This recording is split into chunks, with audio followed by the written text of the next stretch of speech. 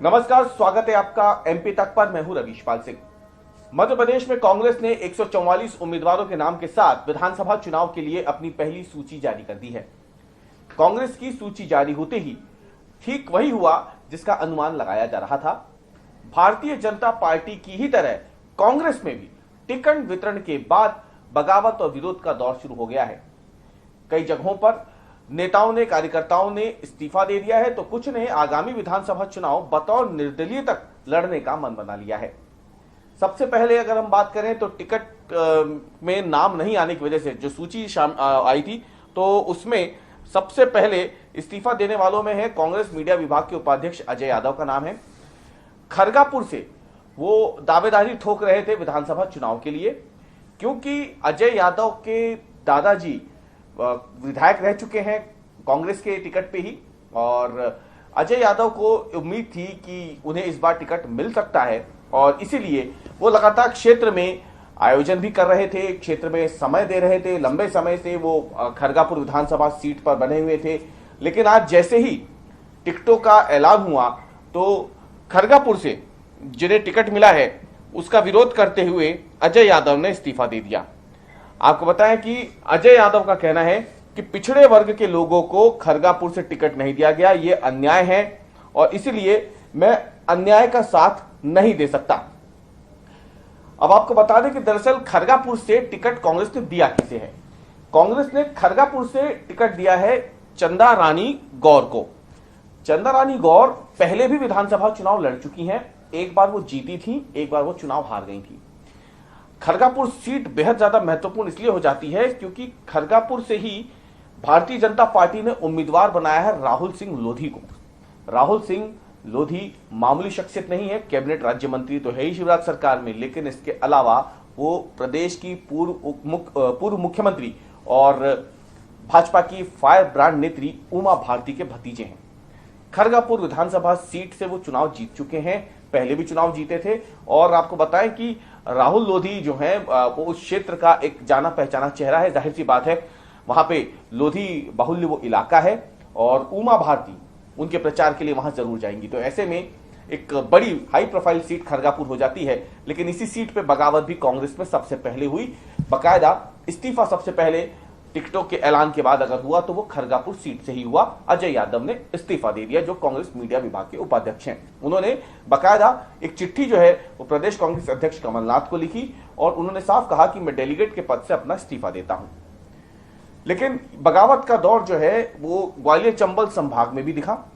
ग्वालियर ग्रामीण में जो टिकट दिया गया है वो कांग्रेस की तरफ से टिकट मिला है साहब सिंह गुर्जर को।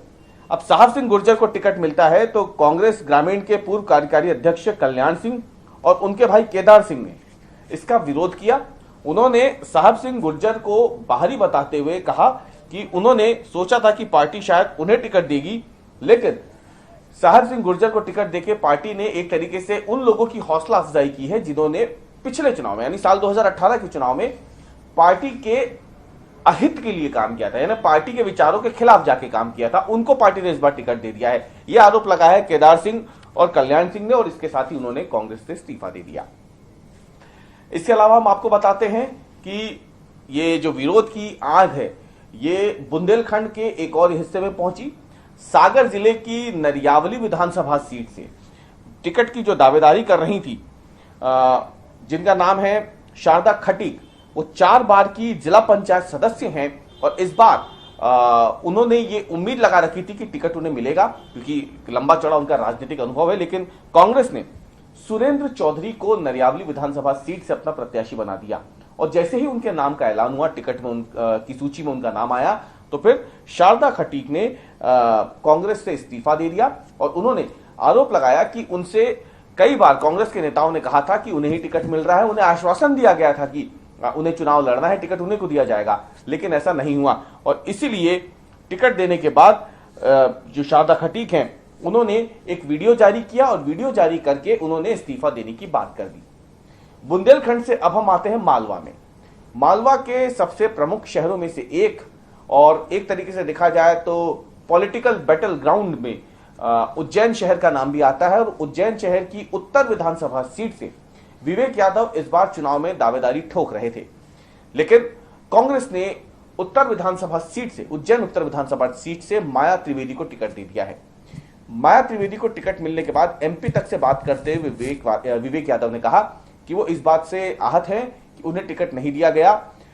हालांकि खुल करके उन्होंने बहुत ज्यादा बातें तो नहीं की है, लेकिन उन्होंने एक तरीके से इशारों में संकेत दिए हैं कि अगर पार्टी अपने फैसले पे कायम रहती है तो शायद वो निर्दलीय चुनाव भी लड़ सकते हैं। हालांकि आपको बता दें कि उन्होंने इसे एक तरीके से अधिकृत तौर पर यह बयान नहीं दिया है, ना ही उन्होंने इस बात को लेकर के पुष्टि की है कि वो लड़ेंगे। उन्होंने घुमा फिरा करके अपनी बात सामने रखी है। अगले 1 या 2 दिनों में विवेक यादव विधानसभा चुनाव उन्हें लड़ना है या नहीं, निर्दलीय वो लड़ेंगे या नहीं, या उनका अगला कदम क्या होगा, इस पर रुख साफ कर देंगे।